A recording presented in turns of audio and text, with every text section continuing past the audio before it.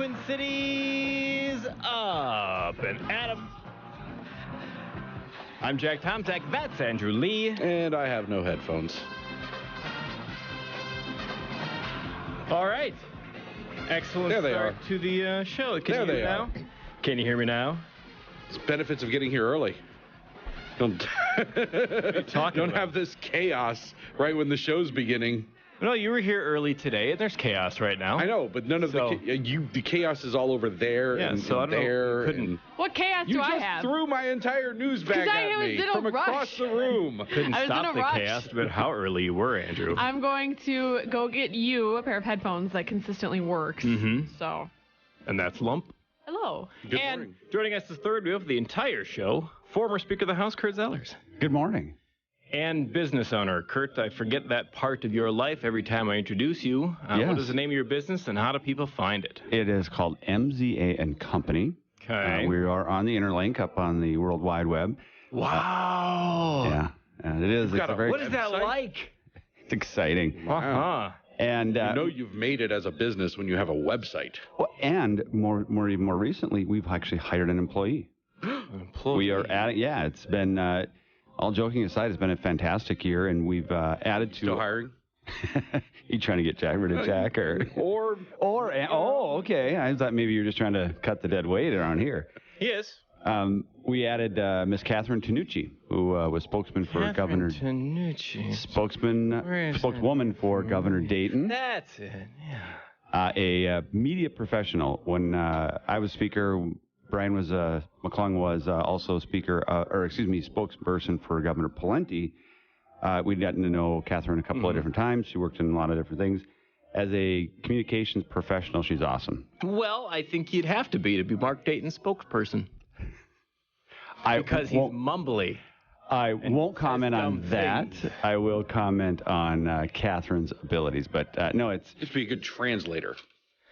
You see, what he said was, really, and there were. Chief Walkbecker. Right. Well, not what he meant to say, everybody. I know he said this, but However, what really, and the good thing is now we can say we've got both camps.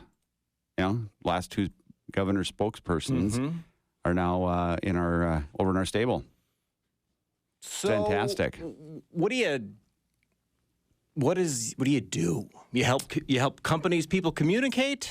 Yeah, the one thing that, and actually this is not a Minnesota-only phenomenon. It's actually kind of a national thing where since a lot of things are gridlocked out in D.C., a lot of things don't move in state legislatures very often, there are more folks in the public affairs arena, so it's using PR, some of the news story, someone talking about it on radio is actually having more influence on elected officials than just your traditional lobbyist going down there and saying, Andrew, here's House File 5233, you got to vote yes, thanks, see you, bye.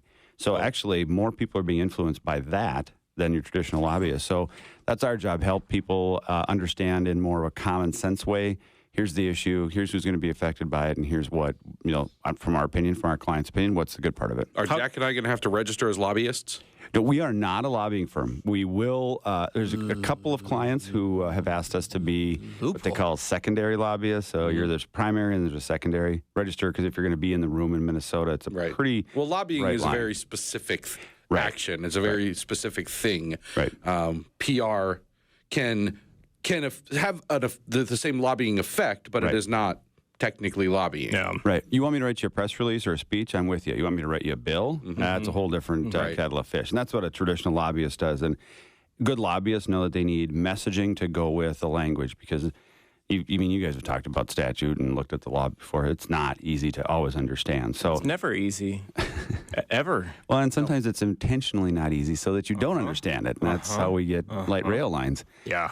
But there's a difference in there. And good lobbyists will want to have somebody come in and say, look, I'm going to write the bill. I'm going to take care of this part. Will you help me with the messaging? We're going to have a press conference. We're going to do some letters to the editor around the state on the issue. So that's our job to help them out. I've had one victory in politics. It was a few years ago, and I lobbied to change a sump pump regulation. Not Wow. the sexiest thing in the world, Big time, Jack. but it saved everybody who were to buy a house some money. Yes. And I had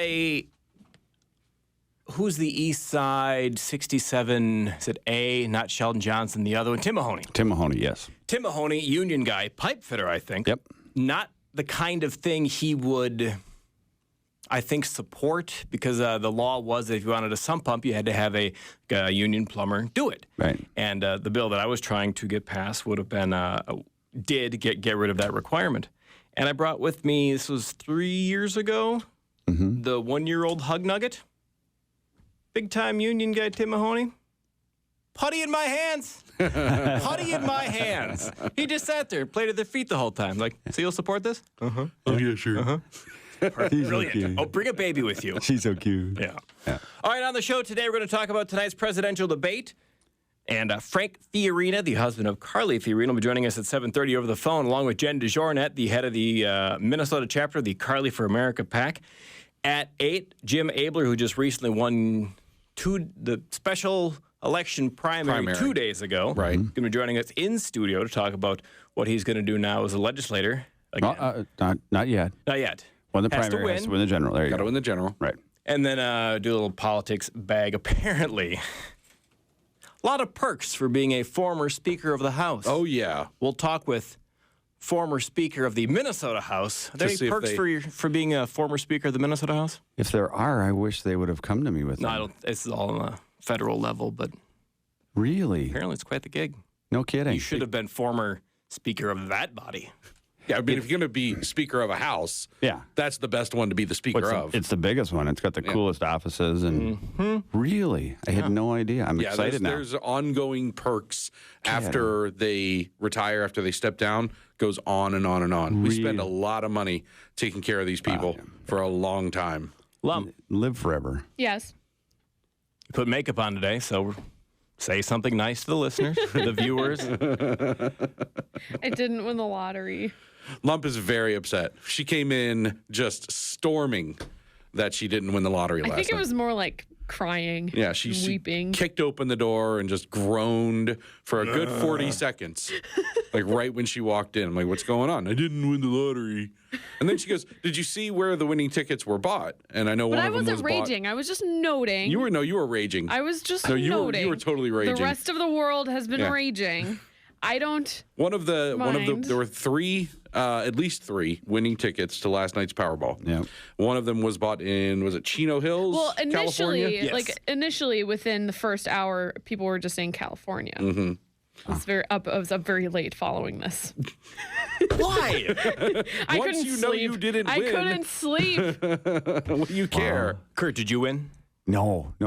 I'm here. Well, maybe you I were would have in been here. Chino Hills buying lottery tickets.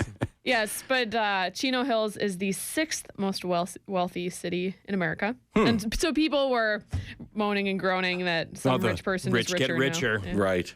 Well, you know what? But I don't have I don't have a rigged. problem with that. Where whoever wins or wins wherever they are. I'm just mad it wasn't me. Well, do you know what rich people do a lot of? Buying lottery tickets. Yeah, that's how they- that's all they do. Right. That's how you get. That's how you get rich. It's a viable investment strategy. If you go to Carlson, the business school here in town, that's what they tell you. That's like the first class. Buy lottery tickets. Get out there. Yeah. Yeah. I saw on the a lot of them. on the Twitter machine that Kim Kardashian had tweeted out, "Oh my gosh, everybody buy your lottery tickets and or Powerball tickets and Get all these drops. Say more Somebody- thing in Kim Kardashian voice. somebody Kardashian. somebody tweeted back, "Stay out of the poor people's game." B. I thought that was funny. I actually stopped to buy lottery tickets yesterday. And I and, told him to. I was at was it a holiday store? Yeah, it was a holiday store.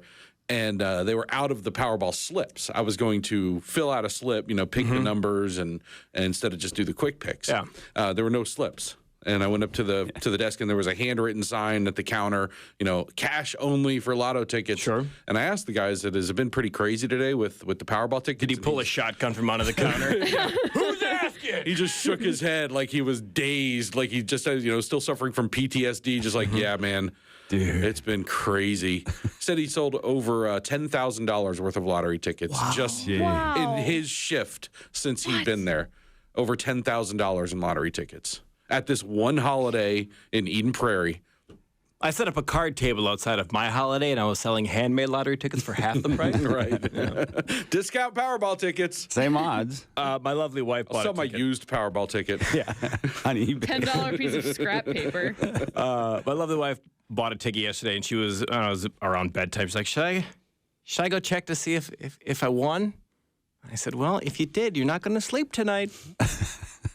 Yeah, that's the least of your concerns. Hug Nugget, if we would have won, wanted to get a quesadilla. Okay.